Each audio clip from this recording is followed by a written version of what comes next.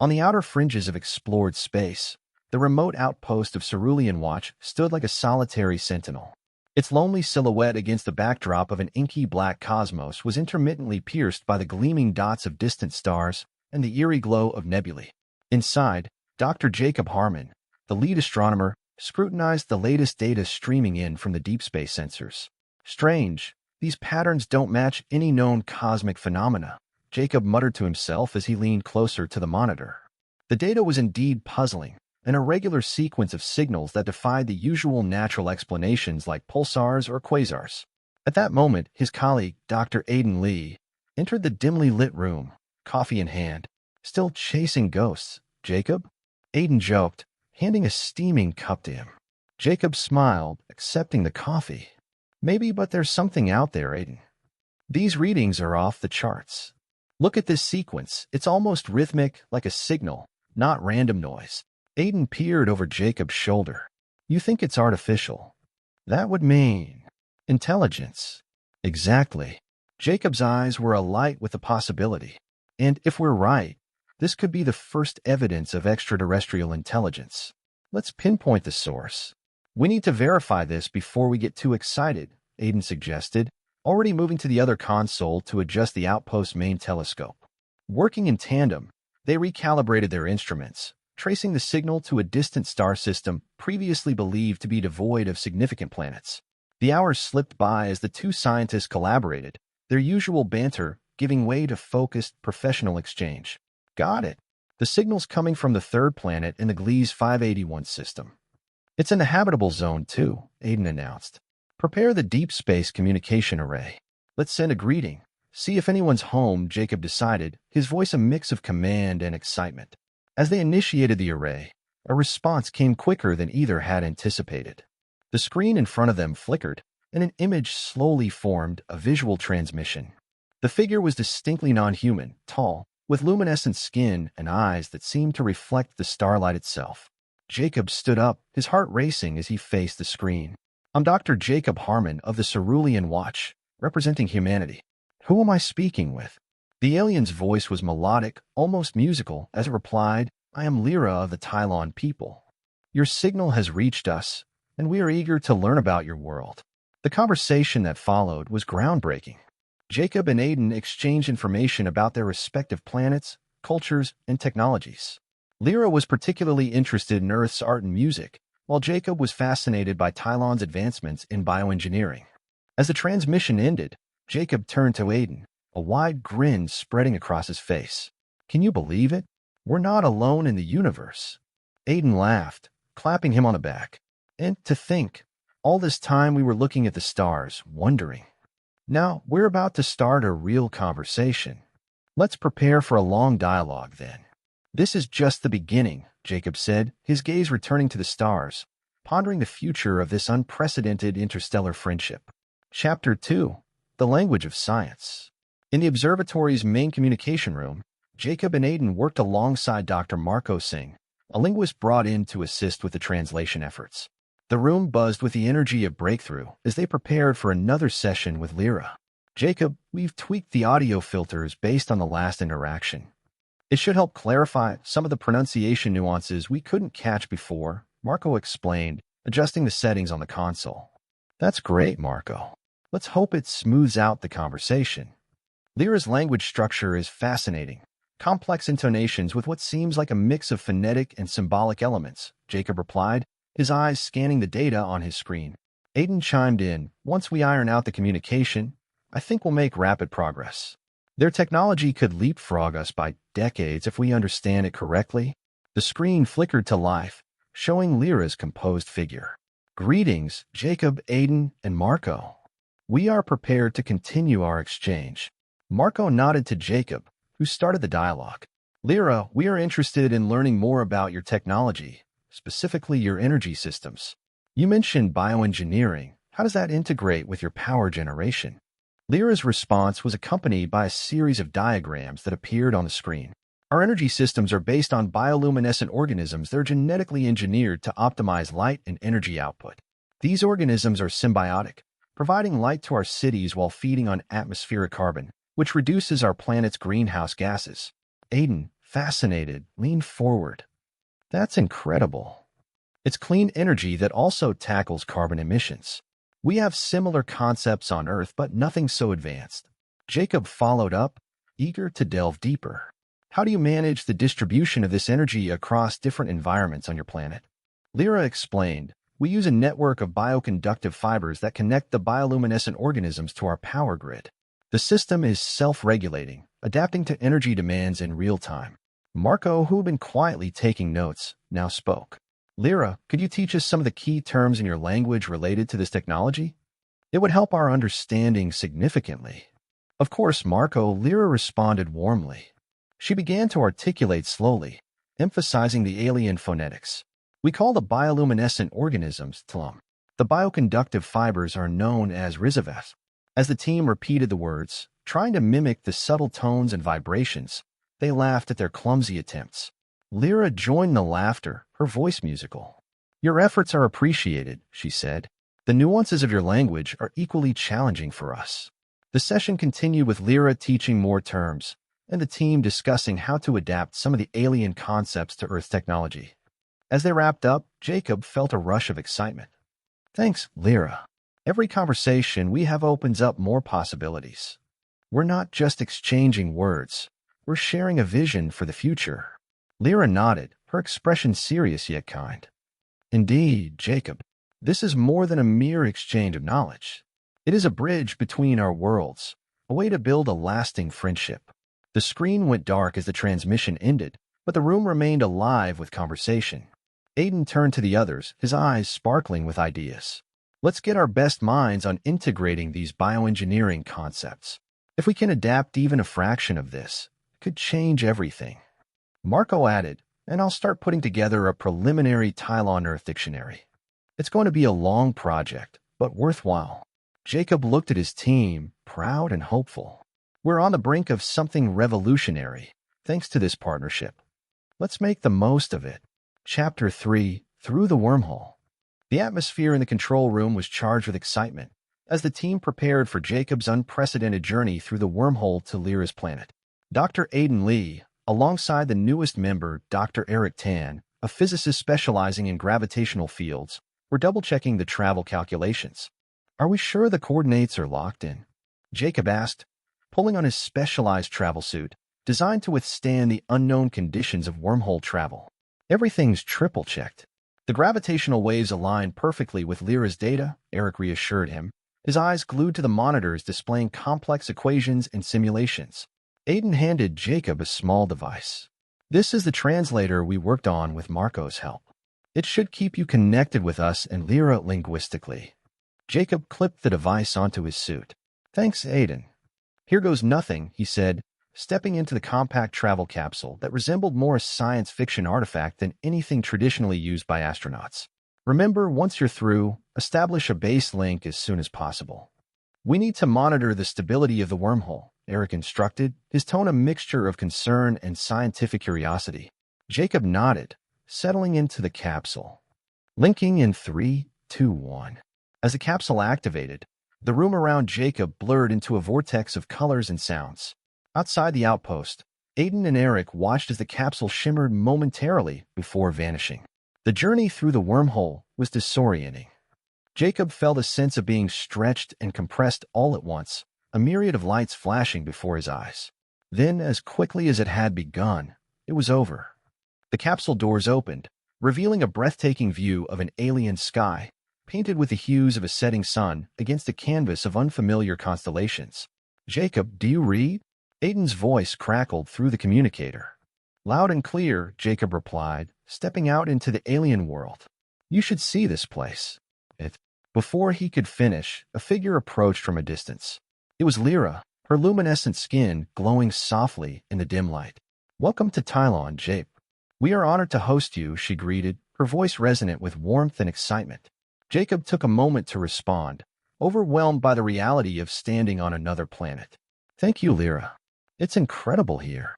Lyra led Jacob to a nearby facility, built seamlessly into its natural surroundings with flowing, organic architecture. Let's get you acclimated. The gravity here is slightly lighter than Earth's, and the air richer in oxygen. As they walked, Jacob noticed the vibrant flora and fauna, each species more intriguing than the last. Your world is beautiful, Lyra. It's so different, yet there's a sense of familiarity. We find beauty in diversity, Lyra explained, just as we hope to find in our friendship with humanity. Inside the facility, Eric's voice came through the communicator again. Jacob, how's the stability? Any signs of fluctuation? Jacob checked the readings on his device. All stable for now. We should keep the link open as long as possible to gather data. Agreed. We're monitoring closely from here. Keep us posted on your interactions and findings, Aiden added. Lyra showed Jacob to a lab where they could share technologies. This is where we hope to merge our knowledge. Your experience with space travel and our advancements in bioengineering could lead to remarkable synergies. Jacob unpacked a small Earth plant he had brought, a peace offering, and a scientific specimen. I thought this might be a good start. It's resilient, adaptable. Much like us, hoping to thrive in new soil. Lyra accepted the plant with reverence. A perfect symbol for our endeavor. Let's begin. As they settled into the lab, exchanging ideas and equipment, the bond of human and alien souls began to form not just through grand gestures, but through shared work and mutual curiosity. The possibilities seemed as vast as the universe itself. Chapter 4. Alien Homeworld. Jacob woke to the soft hum of the alien habitat, its walls pulsing gently with bioluminescent light.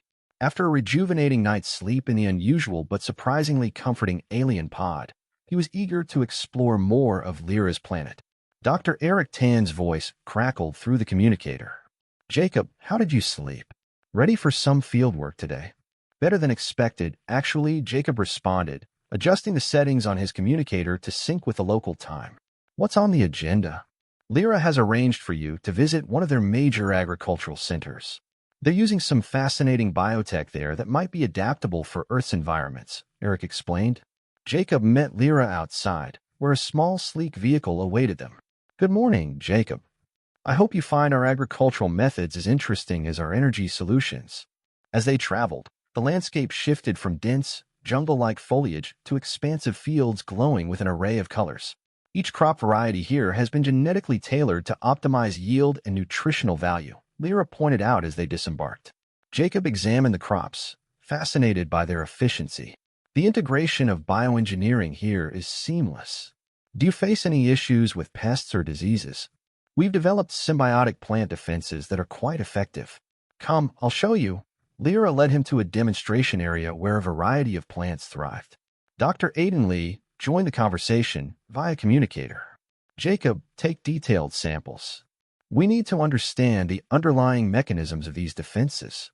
Jacob, equipped with sampling tools provided by Lyra, collected specimens while discussing potential applications for Earth. The principles here could revolutionize our approach to sustainable agriculture, he mused aloud. Yes, and with your planet's diverse ecosystems, the applications could be quite versatile, Lyra agreed, assisting him with the equipment. They spent the rest of the morning touring the facility, exchanging ideas, and discussing collaborative projects. Jacob was particularly impressed by a field of crops that adjusted their photosynthesis dynamically based on sunlight exposure. Adaptive photosynthesis? That's groundbreaking, Jacob noted, taking extensive notes on his data pad. Lyra smiled. It's one of our more recent developments. Energy efficiency is crucial for sustainability. As the day progressed, Eric kept a close watch on the data streaming back to Earth. Jacob, your findings could be the key to solving some of our urgent food security issues. Keep the samples coming. In the afternoon, Lyra introduced Jacob to a group of Tylon scientists who were experts in plant genetics. I believe a joint workshop could benefit us all, she suggested. Jacob was enthusiastic. I agree. There's so much we can learn from each other. It's not just about science. It's about building a foundation for future generations. The Tylon scientists shared their research findings, demonstrating their advanced genetic editing tools. Jacob, in turn, presented a seminar on Earth's agricultural challenges and the potential solutions inspired by Tylon technologies. As the sun set on another productive day, Jacob and Lyra stood watching the horizon. Your world is beautiful, Lyra. It's hard not to feel hopeful about our joint future seeing all this, Jacob said. Lyra nodded, her eyes reflecting the sky's last light. And it's just the beginning, Jacob. There's so much more to share and explore together. Back at the outpost, Aiden and Eric review the day's data, excited about the possibilities. This partnership could change everything, Aiden mused. Yes, and it's all thanks to the bond of human and alien souls, Eric added, looking out at the stars, pondering the future. Chapter 5, Cultural Exchange. Jacob and Lyra, accompanied by Dr. Aiden Lee and Dr. Eric Tan, who had joined Jacob on Tylon via a subsequent journey through the wormhole, convened in the main assembly hall of the Tylon Planetary Research Institute. Today, they were scheduled to participate in a cultural exchange seminar aimed at deepening the understanding of each other's societal structures and historical advancements. Welcome, Earth representatives, Lyra greeted, as they were seated in a circular arrangement conducive to open discussion. Today, we delve into the core of our civilizations, the cultures that shape our technologies and philosophies. Dr. Singh, who had been working remotely, joined via a live feed, excited to participate. It's a privilege to be here, even if only virtually. Shall we begin with a brief overview of Earth's cultural diversity? Jacob nodded, initiating the presentation with a colorful display of Earth's cultural festivals, religious practices, and artistic expressions. Our planet is rich with varied traditions and beliefs, which influence everything from our governance systems to our technological developments. Lyra listened intently, her expression one of fascination. The diversity is profound. On Tylon, while we are united under one global government, our regions express unique traits through art and local governance, much like your own. Eric, whose specialty in physics often intersected with cultural context and technology adoption, chimed in. I'm particularly interested in how your art influences your technology. On Earth, cultural narratives often drive technological innovation. Lyra smiled, signaling to one of her colleagues to bring up examples of Tylonian art. Here, our art is directly integrated into our technology. Our buildings, as you've seen, mimic the natural forms found on our planet, inspired by our deepest artistic expressions. Aiden, always keen on the practical applications of such integrations, asked, how do you balance aesthetic values with functional requirements in your architecture? Our design principles are centered on harmony with nature, Lyra explained. Each structure is built to serve both as a functional space and as a piece of living art, contributing to both environmental health and societal well-being. The discussion shifted towards education systems, where Jacob was eager to understand how Tylonians cultivated such a harmonious blend of science and art from a young age. How do you educate your young to appreciate both so deeply? Lyra's colleague, a renowned educator on Tylon, answered, education here is holistic. From early on, children are taught the sciences through art and vice versa. This interdisciplinary approach fosters a populace that is both technically proficient and deeply appreciative of aesthetic and environmental considerations. The seminar continued with a tour of the Institute's archives, where ancient Tylonian texts and artifacts were preserved. Marco, though virtual, was visibly moved by the care taken to preserve such knowledge. Your archival methods are impressive. Preserving history is crucial for cultural continuity. As the day drew to a close, the group reflected on the insights gained. Eric noted, the exchange has been invaluable. Understanding your integration of culture into technology gives us fresh perspectives on potential innovations on Earth. Aiden added, and perhaps we can look at our own traditions to see how they might inspire new technological solutions. Lyra concluded, this is the essence of our exchange, not merely to share knowledge, but to inspire each other to think beyond our current boundaries. Jacob, feeling inspired, thanked Lyra and her team. Today has been enlightening. Your approach to life and technology through the lens of culture has opened new pathways for collaboration and innovation. As they left the assembly hall, the Earth team felt a renewed sense of purpose, excited to explore how the cultural insights from Tylon could be woven into their own world's fabric, enhancing both technological and societal development. Chapter 6, Intimacy Across Stars. The sun dipped below the horizon on Tylon, casting a serene glow across the landscape as Jacob and Lyra found themselves at a quiet observatory, a place where Lyra often came to think. The air was filled with a gentle breeze, carrying the faint scents to the planet's exotic flora. Jacob, I brought you here because this is where I feel most connected to the cosmos, Lyra began, her voice soft yet clear in the quiet of the evening. It's a place of contemplation and connection. Jacob looked around, appreciating the tranquil environment. It's beautiful, Lyra. On Earth, many of us find solace in places like this too. It seems some feelings are universal, regardless of the planet. They moved inside the observatory, where a large telescope pointed towards the stars. Lyra adjusted the settings, and the roof slowly retracted, revealing the vast, star-filled sky. From here, we can see beyond the surface, out to where possibilities are endless. Jacob nodded, his gaze fixed on the heavens. It's a reminder of how small our problems are in the grand scheme of things. As they observed the stars, the barrier between them, created by their differences in species and culture, seemed to dissolve. Lyra turned to Jacob, her expression one of openness. Jacob, being with you these past weeks has been enlightening. I've never connected with someone so different, yet so similar. Jacob felt a warmth spread through him. I feel the same, Lyra. It's as if we're from different worlds, yet we share the same sky. The conversation shifted naturally to more personal topics, dreams, fears, and hopes. Lyra shared her aspirations for her people and her personal quest for knowledge. Jacob listened intently, occasionally sharing his own thoughts, which mirrored many of hers. As the night deepened, they moved closer together, guided by a mutual desire for a deeper connection. Jacob reached out, hesitantly at first, to touch Lyra's hand. Her skin was cool and smooth, unlike a human's, yet the contact was comforting. Lyra smiled, a gesture that had become familiar and welcoming to Jacob. Our touch, simple yet profound, bridges our worlds, she whispered. Encouraged by her words, Jacob leaned in, and their lips met in a gentle kiss, a kiss that spoke of respect and a budding love, transcending the vast distances of space that had once separated them. They explored the newness of the contact, the differences in texture and temperature, each kiss deepening their bond. After a moment, they pulled back slightly, just enough to look into each other's eyes. This is new to me, Jacob admitted, his voice low. But it feels right. Lyra nodded, her eyes reflecting the starlight. To share such moments with you, Jacob, teaches us both something profound about the universe's capacity for diversity and unity. They spent the rest of the evening talking, kissing, and simply enjoying the silence that enveloped them, a silence filled with understanding and affection. As they eventually left the observatory, hand in hand, the bond between them was no longer just about diplomatic relations or scientific curiosity. It was personal, deep, and real. Back at the outpost, Aiden and Eric observed Jacob's happy demeanor the next morning.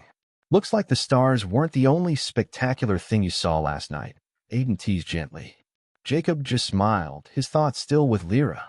Let's just say, I think we've made some beautiful discoveries.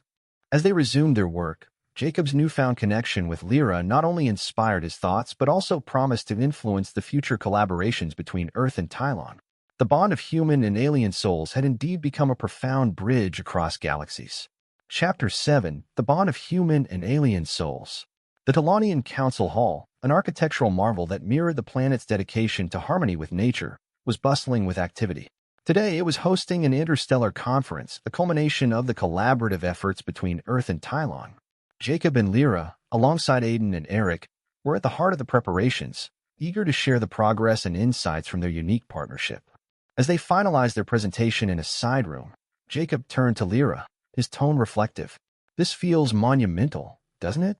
Presenting our collaboration to both our worlds. Lyra nodded, her eyes alight with anticipation.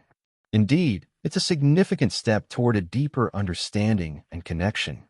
Our discussions today will pave the way for future cooperation.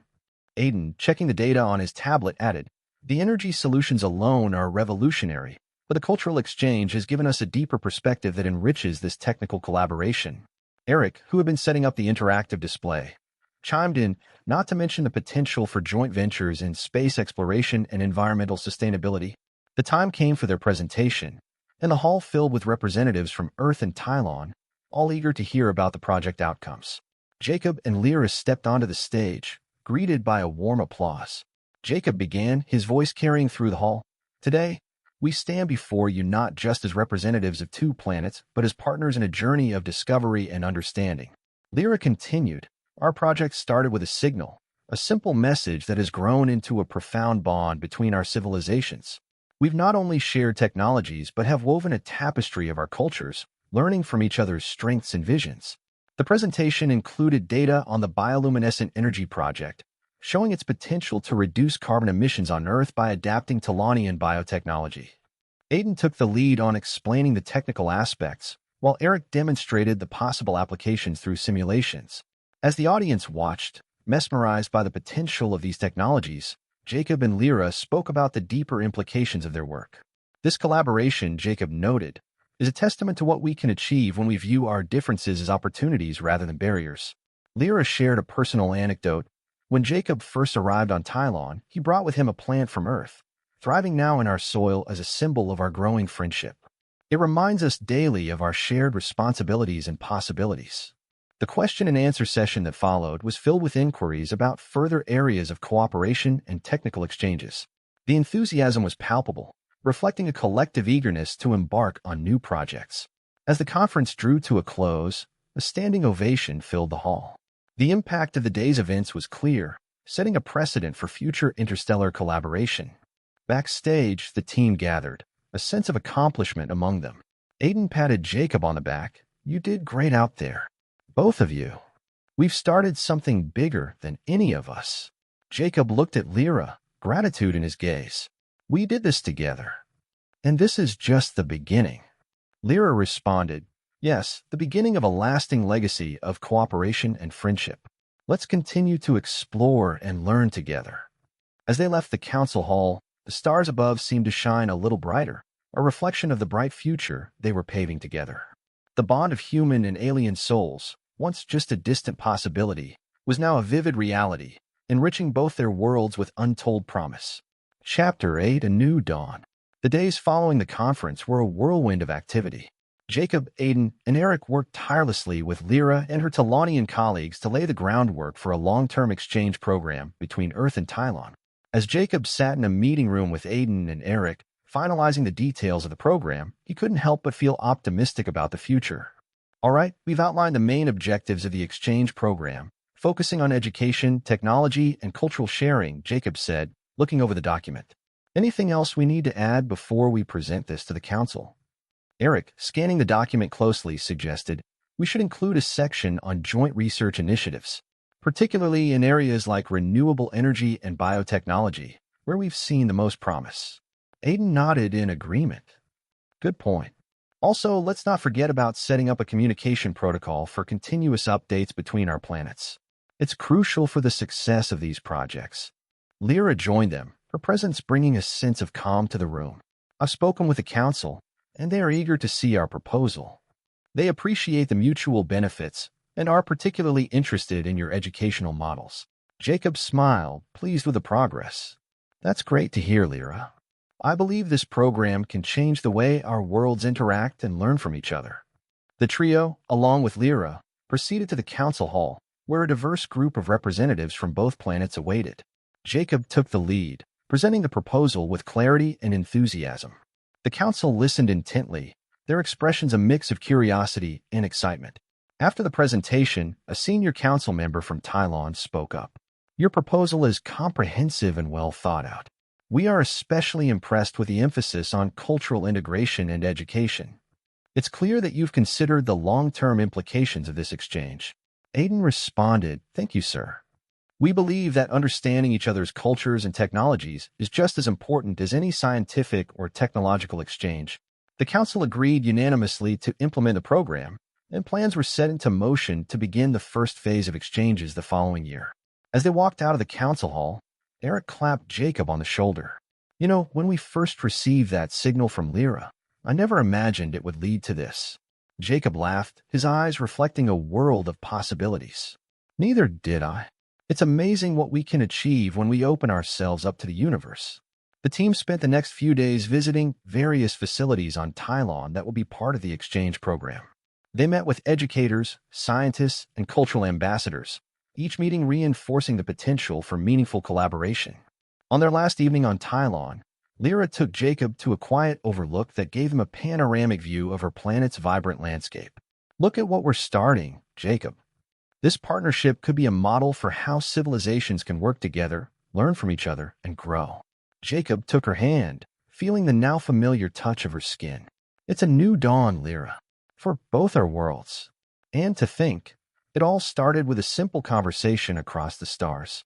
They stood together in silence, watching the sunset over Tylon, a planet that had once been a mere point of light in the vast universe.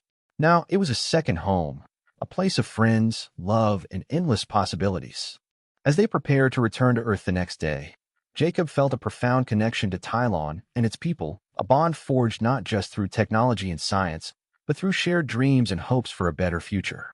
The journey back to Earth was bittersweet, but Jacob knew this was just the beginning. The bond of human and alien souls had set the stage for a future filled with exploration, understanding, and the endless pursuit of knowledge together.